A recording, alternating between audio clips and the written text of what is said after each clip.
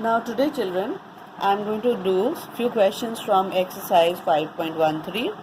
I have picked up question number 10, first part. This exercise talks about the second order derivative. That means you're going to differentiate it 2 times. Let's see how do we do it. First time, it's given to me y is equal to a sin x plus b cos x, and I have to show that d2y by dx square plus y is equal to 0. So therefore I'll start with the first one. Differentiating the whole thing with respect to x, I get a cos x plus b times of minus sin x. This is a cos x minus b sin x. Now second derivative, d2y by dx square. Here again you're going to differentiate both the sides with respect to the same variable. So differentiation of dy by dx gives me d2y by dx square, and this one is going to give me a times of minus sin x minus b of cos x. So now you have in hand with you dy by dx as well as d2y by dx square.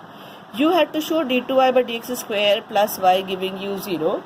So I am going to substitute in this only d2y by dx square plus y giving me 0. So let's substitute. A, that is minus sin x minus b cos x in place of d2y by dx square. In place of y, I write a sin x plus b cos x, and you can see now this and this gets cancelled, this and this, so you are left with 0. That is your RHS. I started with my LHS equals to, and I've got the answer as 0, that is my RHS. Now look at the second part of it also. Now see the next part of it. It's exactly somewhat the same thing as the first part, and I'll differentiate in the same manner.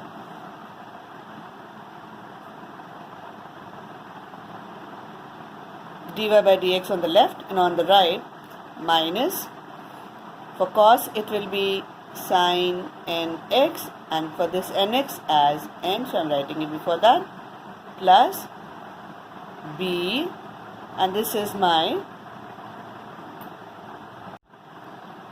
b cos nx, and for nx this n over here. So now I have minus a n sin nx plus b n cos nx. Second time differentiation. Now again minus a and n remain the same. I am going to get one more n and cos nx for the first term. Second one, I am going to get plus n, b here, another n, and for cos it will be minus sin nx. So therefore this will be minus a n square cos nx minus b n square sin nx. Now further, if I take out my n square common and I take out my minus also common, I am left with now simply a cos nx plus b sin nx. And if you look at this is nothing else but your y. So this is minus 9 square y. And so therefore d square y by dx square plus n square y giving you 0. That proves your required statement. Now let's see the next question, that is 11th question, first part, which says y is equal to tan inverse x, and there you have to show 1 plus x squared times d2y by dx square plus 2x dy by dx equals to 0. Now see in question number 10th, I substituted the values of d2y by dx square. But here in this question I am going to arrive at this from this. I'm not going to use substitution. Okay, so therefore let's see. First, differentiation. Dy by dx, giving me differentiation of tan inverse x is 1 upon 1 plus x square.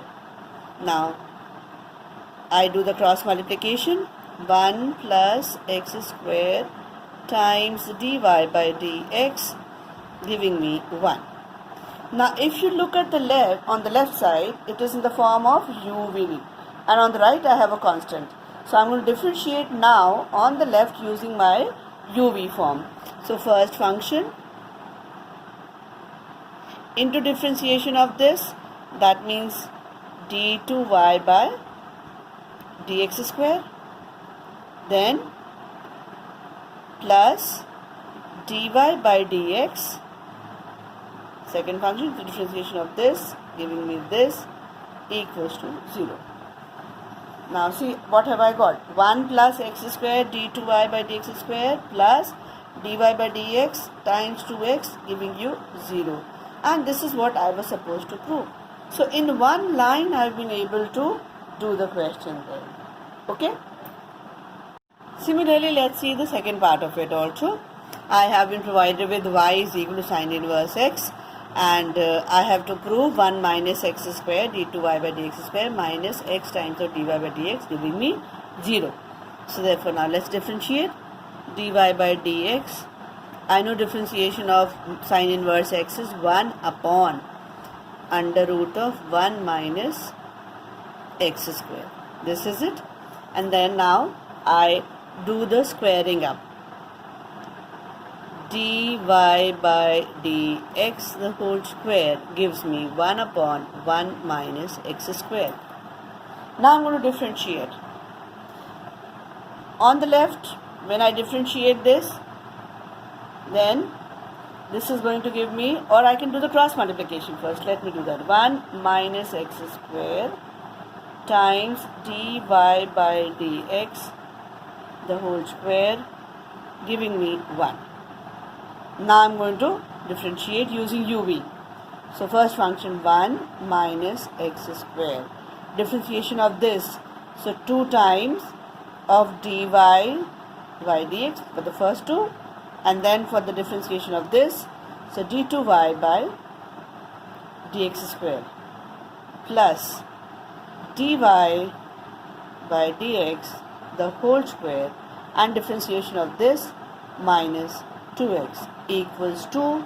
On the right I have 1, so that gives me differentiation as 0.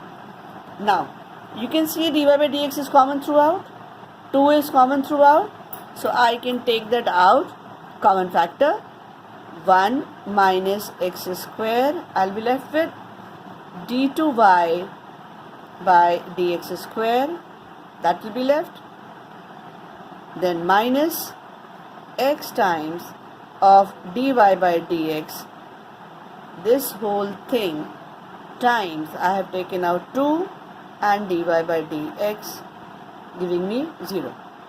Now I know in the quadratic, if a into b is equal to 0 implies either a is equal to 0 or b is equal to 0. This is not possible. Dy by dx cannot be equal to 0 over here. So therefore only factor left is 1 minus x square d2y by dx square minus x times of dy by dx gives me 0, because this cannot be equal to 0. Right? Proved.